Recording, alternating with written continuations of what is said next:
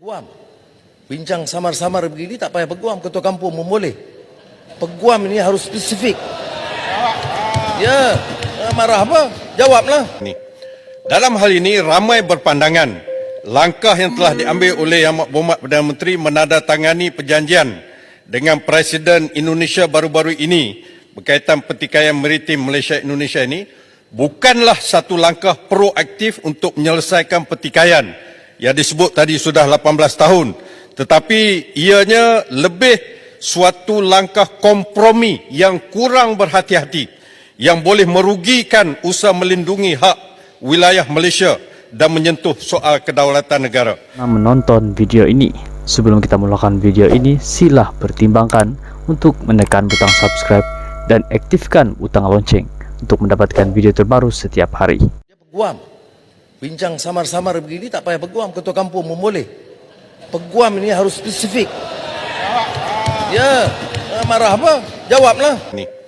Dalam hal ini ramai berpandangan langkah yang telah diambil oleh Yang Berhormat Perdana Menteri menandatangani perjanjian dengan Presiden Indonesia baru-baru ini berkaitan pertikaian maritim Malaysia Indonesia ini bukanlah satu langkah proaktif untuk menyelesaikan pertikaian yang disebut tadi sudah 18 tahun, tetapi ianya lebih suatu langkah kompromi yang kurang berhati-hati yang boleh merugikan usaha melindungi hak wilayah Malaysia dan menyentuh soal kedaulatan negara.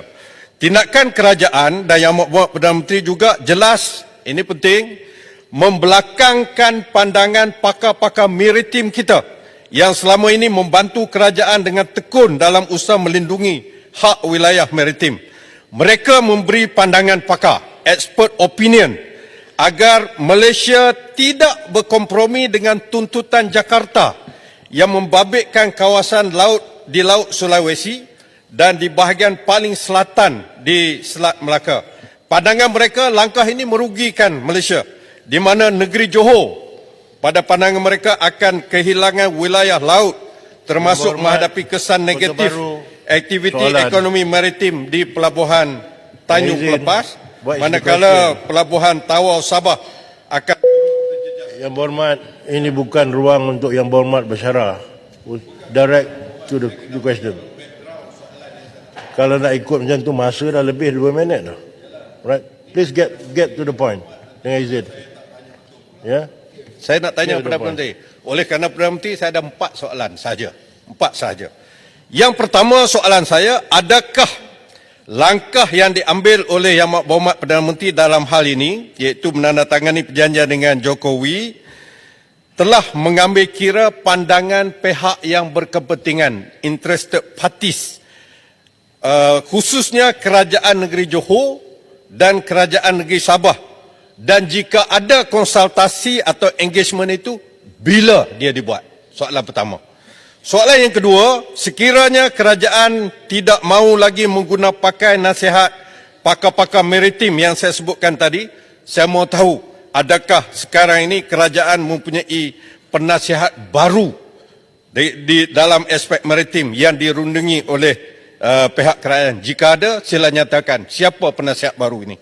Yang ketiga, dalam membuat keputusan menandatangani perjanjian berkaitan dengan Indonesia, adakah kerajaan mengambil kira asas garisan sempadan antarabangsa seperti yang ditetapkan oleh Konvensyen Antarabangsa Undang-Undang Laut seperti yang disebut oleh Yang Berhormat tadi, tapi khususnya Fasal 121 yang mana kita yakin kita Malaysia mempunyai merit dalam tuntutan ini. Tak perlu bincang, tak perlu kompromi. Kita ada merit sebagaimana keputusan ICJ dalam kes Pulau Sipadan dan Pulau Ligitan. Dan yang keempat, ini juga penting Yang Berhormat, apakah sikap kerajaan Malaysia terhadap tindakan negara Singapura yang telah menyatakan persetujuan dengan Indonesia mengenai sempadan maritim dalam kawasan yang mana Malaysia juga mempunyai tuntutan dalam kawasan yang sama,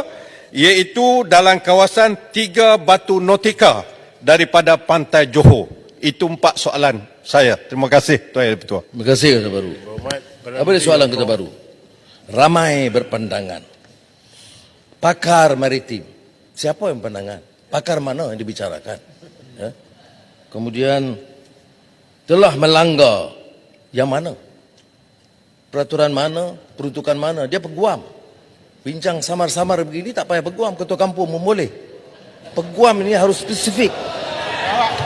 Ya, marah apa? Jawablah. Nombor satu, apakah pandangan pihak berkepentingan? Johor,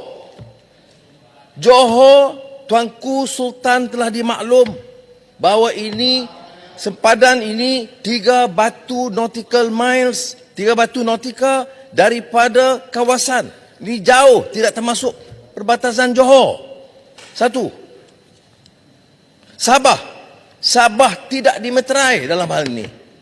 Ketua Menteri Sabah dimaklum bahawa memuktamadkan Pulau Sebatik dan kawasan yang melibatkan Tawau dan Sabah itu ditangguh sehingga ada persetujuan baru kerana kita belum bersetuju. Saya ada cakap tadi, dengarlah.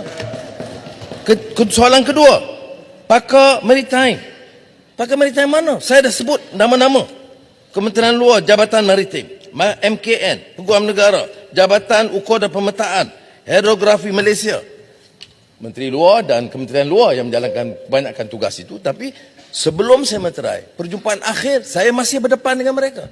Jadi pakar-pakar ini mengesahkan. Ada pakar baru yang Kota Baru nak sebut, carilah. Sebut pada saya nama siapa.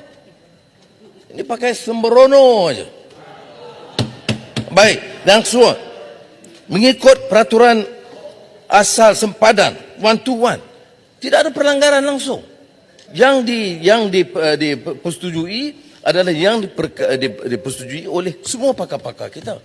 Ya. Yang tidak dipersetujui, yang kita agak ambil berat sikit tentang kawasan perairan Tanjung Pelepas. Tidak terlibat. Yang keduanya, soal yang betul-betul jadi masalah ialah soal bersepadan dengan Sabah.